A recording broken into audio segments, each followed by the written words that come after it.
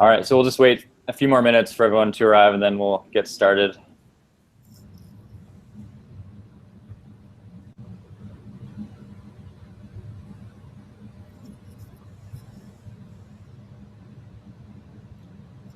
All right, well, thanks everyone for tuning in. Really excited to have you for our third series in the Q&A with the Cicerone program on the road to Cicerone.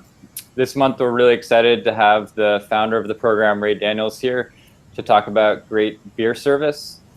Yeah, without further ado, I guess I'll just let Ray hop into it. All right. Thanks, Will. Thanks for having me. And hi, everybody. Thanks for joining us. Just going to chat a little bit, and you guys can send us some questions, and we'll answer those. If not, I can always talk longer. So it'll depend on you guys. Will asked me to talk a little bit about the fundamentals of beer service. And that is an area near and dear to my heart. That's really, in a lot of ways, the reason that I started the program. As a longtime beer lover and beer drinker, I've been in a lot of bars and a lot of places, and just found that I was too often going in places and finding that the servers, even the managers, didn't really know anything about the proper way to serve beer, and didn't really understand how fragile a product it was, and how the things that they were doing were ruining the beer. So in terms of presenting beer well, I guess four big areas. One is proper storage and handling. Second is glassware selection. Third is glassware cleaning and preparation. And then finally is actually pouring the beer and pouring the beer properly. So in terms of storage and handling, one of the big things about beer is that it's not bulletproof. It can go bad, and this is something that I think people are a lot more aware of today. But there was a time when that wasn't very well understood, that people kind of had this sense that beer, and particularly canned beer, was a lot like, a can of soup. You can just sort of throw it up in the cabinet and leave it there for a year, 2 years, whatever, and pull it out and throw it in the refrigerator, and it's going to be just fine. And a lot of people just had no idea, really, that beer got stale, that it went bad, the flavor would change over time. And that's definitely true. Beer is liquid bread, and just like bread gets stale and goes bad, beer will get stale and go bad as well. So freshness is an important thing, and we can help to preserve the freshness of beer when it's being shipped, when it's being stored, by keeping it cool. The warmer the beer is, the faster the staling takes place. So beer stored at refrigerated temperature, which in the United States is 38 degrees Fahrenheit, about, pretty much that versus room temperature. Room temperature beer ages 4 times faster than beer that's stored in a refrigerator. So, a beer that's been around for a month, if it's been in the refrigerator the whole time, it's going to taste like month-old beer. But if it's been in the in a warm room temperature room, then it's going to taste more like 4-year-old or 4-month-old beer. So there's a big difference there, and that's one of the reasons we like to keep beer cold. Not just so that it's ready to drink the minute you're ready for a beer, but because we really like to try and preserve it and preserve its freshness for as long as possible. So that's a big one. And really drives a lot of our concerns about beer. And if you're in a situation where you have to store beer at room temperature, then the main thing is to sell it quickly, to turn it over. Don't keep it sitting there. Like, don't buy a case of beer if you're only selling one bottle a week, because by the time you sell the last bottle in that case, it's going to be 6 months old, right? So, probably better just not to offer that beer at all, or to promote it somehow so that you get people drinking bigger volume of it. So, there's things that you can do to drive that volume and make sure it gets moved before it gets old. Another big one with beer is the light struck character or skunkiness. And this is something that can happen to any beer. It's a unique reaction that occurs with beer where certain wavelengths of light interact actually with the hop bitter compounds in the beer. And when the light interacts with the bitterness compound, it breaks off a little piece of it that combines with a sulfur molecule that comes from the malt in the beer. And that forms a really stinky compound called a mercaptan. And the mercaptans are the same kind of thing they put in natural gas. When you smell gas around your house, have a gas leak, they put an odorant in that gas to make it smell like that. And it's a mercaptan as well. So the mercaptan that they put that occurs in beer when it's exposed to light is smells like what we Americans call skunk flavor or skunky aroma. If we have any non-North Americans listening, we have a little stinky rodent in North America that makes that smell. In other parts of the world, they just refer to that flavor as light struck. It's the light struck character of beer. So turns out the brown bottles do a really good job of protecting beer from that light struck reaction. Cans are great too, because obviously no light is going through the aluminum of the can. Where we run into trouble is with bottles that are green or bottles that are clear. And because the wavelengths of light that cause this light struck character can go pretty much right through that glass, the beer becomes skunky very quickly when it's exposed to light. For a clear glass bottle, the skunkiness happens in less than a minute. For a green glass bottle, it happens in 2 or 3 minutes. So it's really, really fast reaction when those bottles are exposed to the wavelengths of light that cause skunking. So the wavelengths come from sunlight and also from fluorescent light, which unfortunately fluorescent lights are pretty much everywhere these days. So it's hard to avoid that. The only workaround to the light struck flavor or skunky flavor in beer is that there's a special type of hop bittering compound that brewers can use to avoid that skunky character. But the only brands that I know for sure that are doing that exclusively or completely so that their beers won't skunk are the Miller Genuine Draft and the Miller High Life products. And so they're packaged in clear glass bottles and they will not be skunky. But those are the only ones that I'm aware of. So if we have clear or green glass bottles and we want to try and store them in such a way that they're not exposed to fluorescent light or sunlight, and try and keep them from becoming skunky before we present them to the customer. The other thing to watch out for, by the way, particularly this time of year, nice sunny day here in Chicago, is that sunlight in the beer garden or outdoors will skunk your beer and make it smell light struck or skunky. And I've had it happen on numerous occasions. As I said, the reaction takes place in just a minute or two. And I've had it happen on several occasions. And I remember the first time I was at a beer garden with a brewer, professional brewer, and this was way back in the early 90s. And he was holding his hat over his pint of Sierra Nevada Pale Ale. And I was like, what are you doing there? He's like, oh, I don't want my beer to get skunky. And I thought he was joking. I really did. But it's true. It's a real thing that does happen. So, all right. So that's some basics on proper storage. Part of the whole beer delivery system for draft is also the draft system. It's a very complicated subject, something we can't really get into much here. But the main thing with draft systems is to make sure those draft lines are being cleaned properly and regularly every 2 weeks with the proper solutions, proper circulation method, all that kind of stuff. Because dirty draft lines can ruin a beer faster than anything else.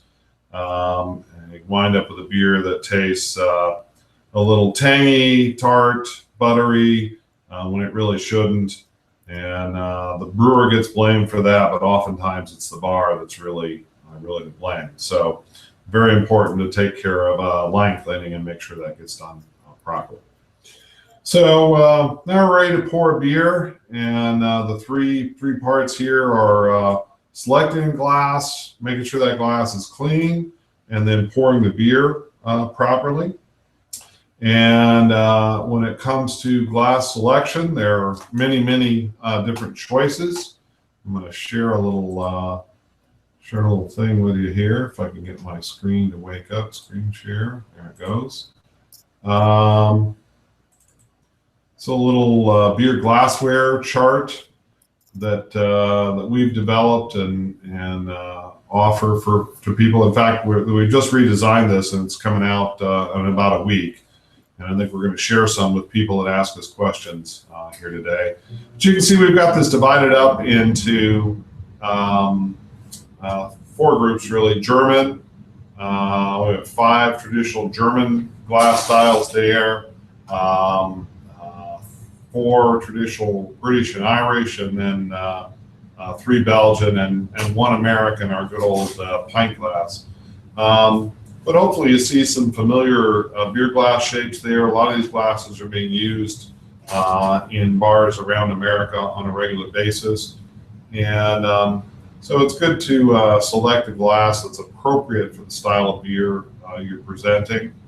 A lot of our American styles today are a little stronger, a little higher in alcohol. And one of the key things about appropriate glassware, or choosing appropriate glassware, is that you match the size of the serving to the alcohol content of the beverage. Obviously, if you're serving a 12% ABV imperial stout, you don't really want to be sliding, a 20-ounce imperial pint across the bar to somebody about a product that's that strong. So they might love it, but not really responsible beer servers. And same thing with the American pint glass. The shaker pint is not always the best choice. So sometimes we go over and we use one of those Belgian glasses, the snifter or a tulip, the jelly glass, or a more lager like glass, that Willie Becker, something like that. And we save the big British pints, those 20-ounce monsters, for something that's more like a session beer, sort of session IPA, or even something more like an English bitter that might even be below 5% or below 4% total alcohol. So picking an appropriate glass is kind of first step when it comes to presenting our beer. There we go. And making sure that glass is clean is really key. Now, obviously, nobody likes to pick up a glass in a bar and see lipstick or lip marks, of any kind on the glass.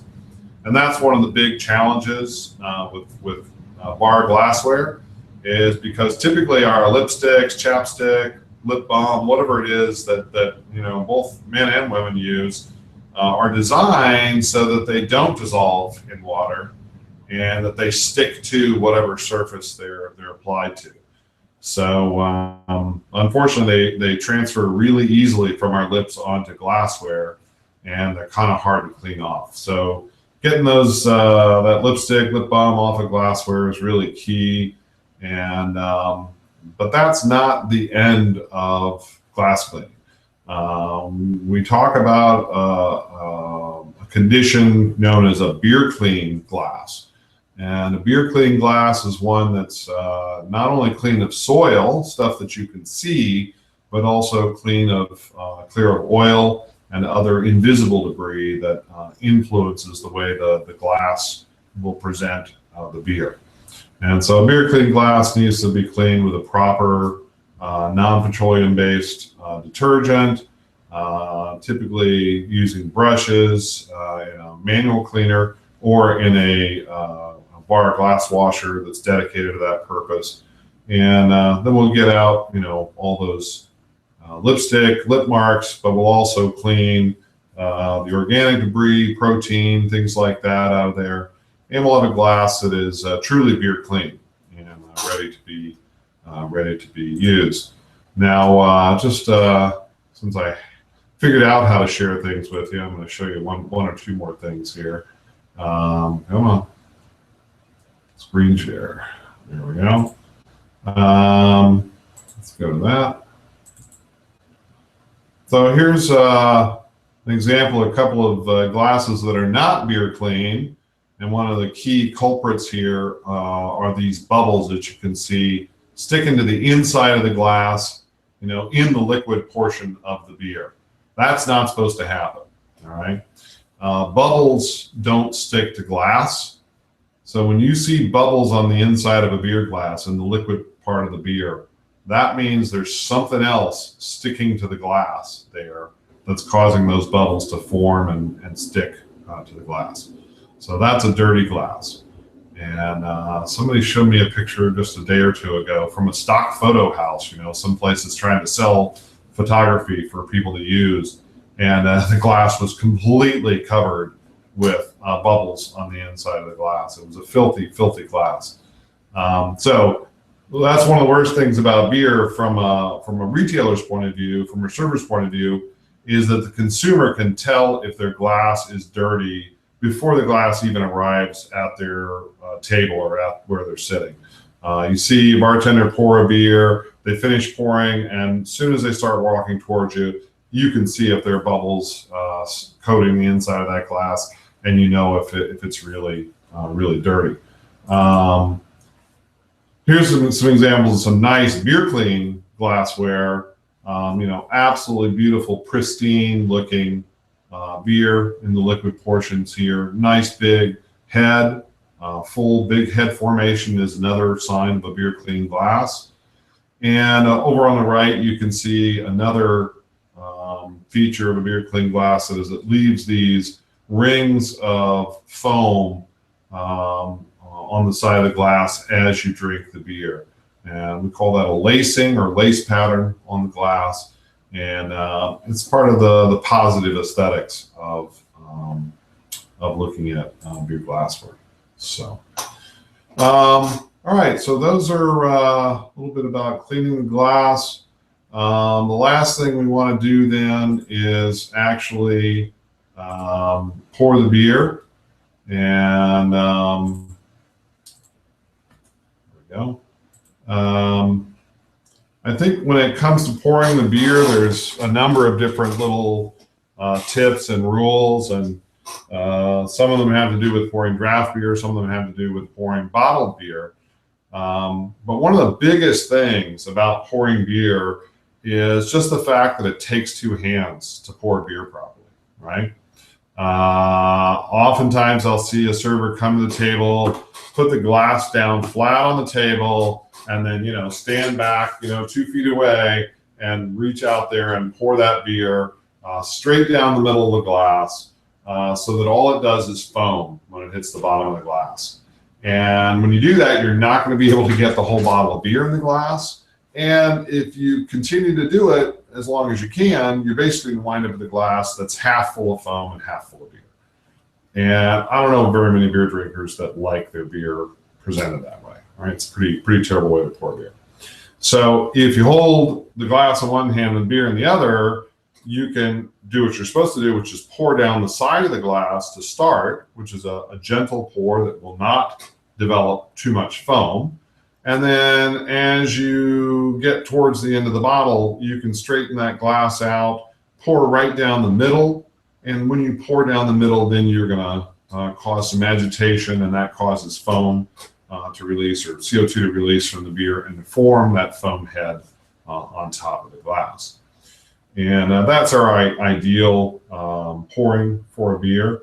And same thing with draft. And it's pretty hard not to hold the glass when you're pouring draft beer.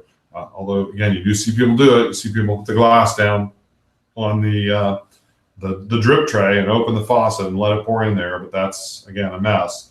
But typically you're going to hold it 45-degree angle, pour down the side till the glass is maybe 2/3 to 3/4 full, and then shift to pouring straight down the middle, and that's what creates the head on the top of the beer. So those are the key factors in pouring the beer.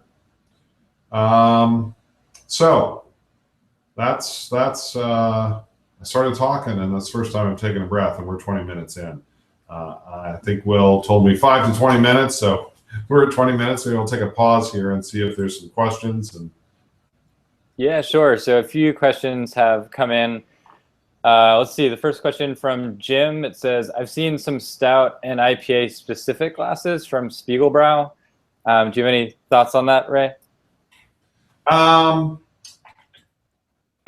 haven't worked much with those Spiegelbrau glasses. They were, developed working with brewers. So here's the thing about glassware that's really kind of will blow your mind, and that is that the shape and size of the glass definitely influences how you perceive the flavors of the beer. And I have to say that I was pretty skeptical about that until not all that long ago. But if you start doing some experiments and sit down and test this stuff on your own, you can pretty quickly show yourself, just how big a difference those glasses can make. So I'm not familiar with the full heritage of those glasses and who was involved, but I'm sure they've been developed to present the flavors of those beers in a flattering way. It's just a matter of flattering way according to whom.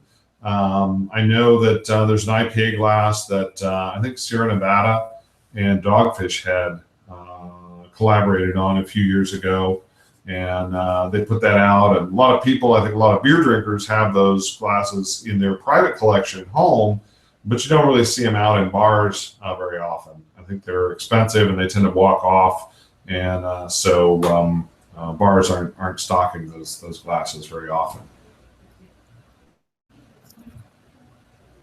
All right, so it looks like one other question that came in from Alfred on the topic of clean glassware. He was asking, do you find that the glass dishwashers are as effective as the 3-compartment method? I haven't really studied that. I think there are different things that can go wrong with the glass washers than with the sink cleaning. I think both of them can be excellent and both of them can be terrible. And it's a matter of using the tool properly. And if you use the tools properly, they can both give you great results. Okay, great. So one other question. Let's see. Yeah, Jim also asked, I see that you have 3 levels of Cicerone. What is the reason for this, and what is the distinction between each level? We did go through a little bit of this, Jim, in the first month, which I can certainly send you a link to that video, but do you want to briefly go into that, Ray? Yeah, well, first of all, we have 4 levels now. We changed about a year ago.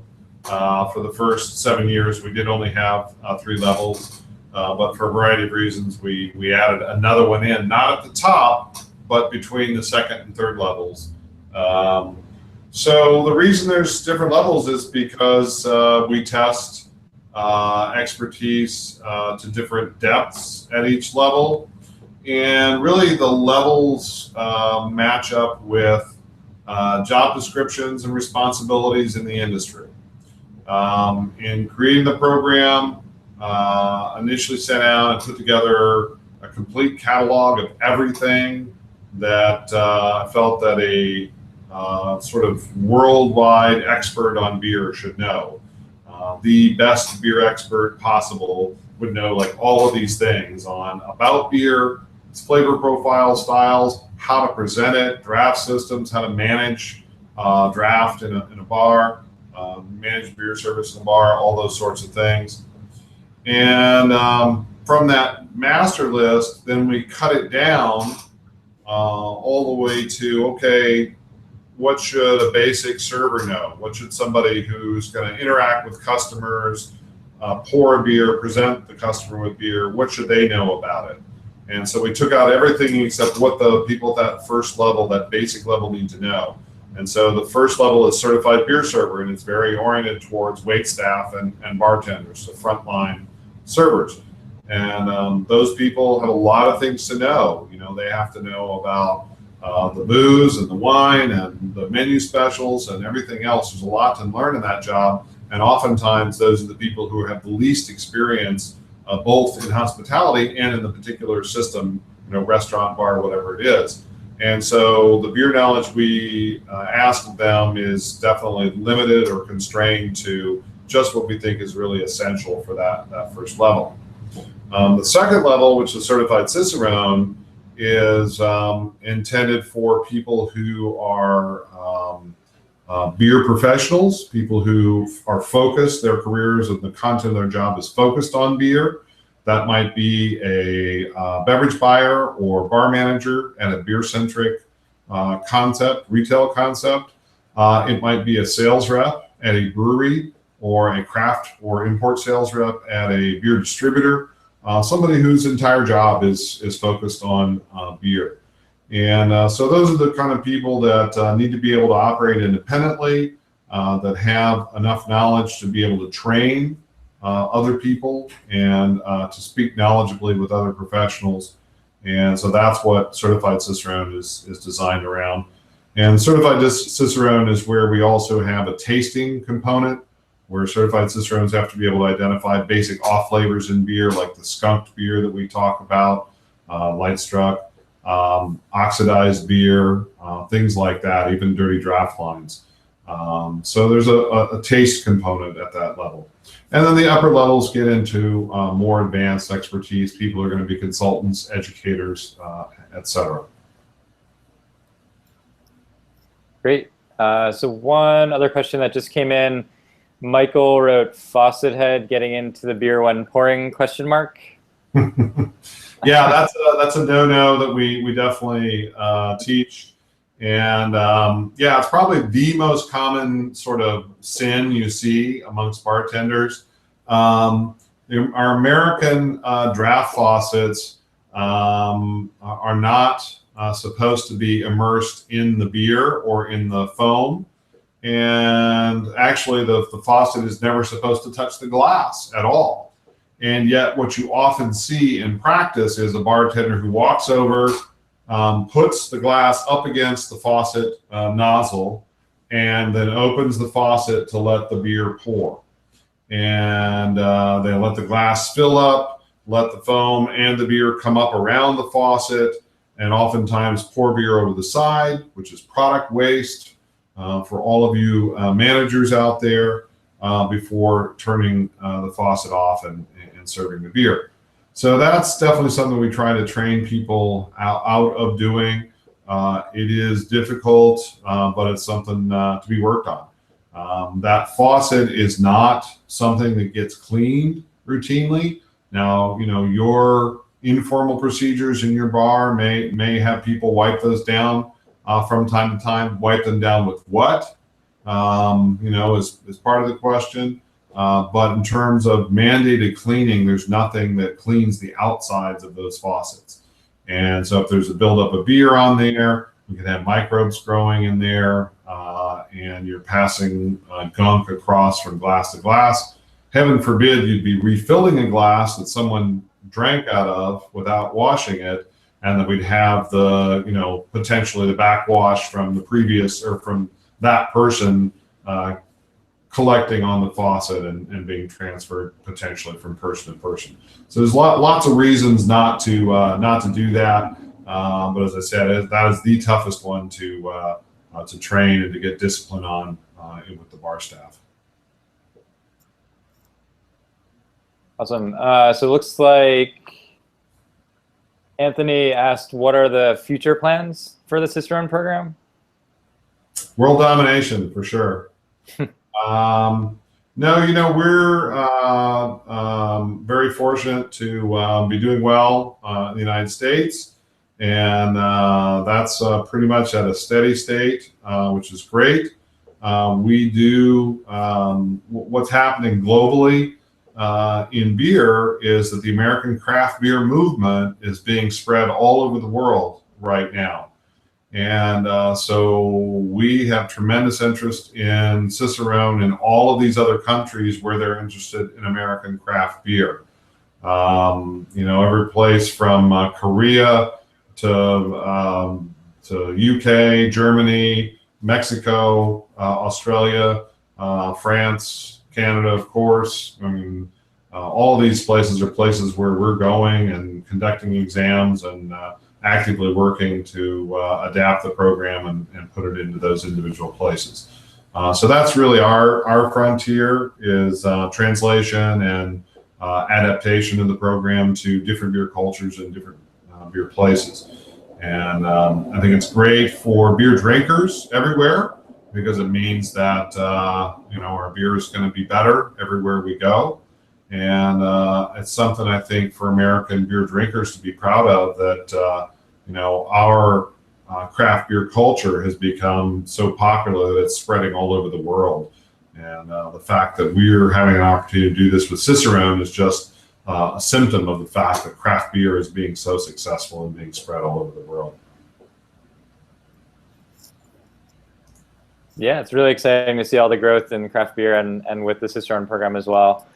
I think that's all the questions that have come in, and we're getting close to running out of time, but just wanted to personally say thank you, Ray, for coming in and sharing so much knowledge with everyone. Do you want to say any final words?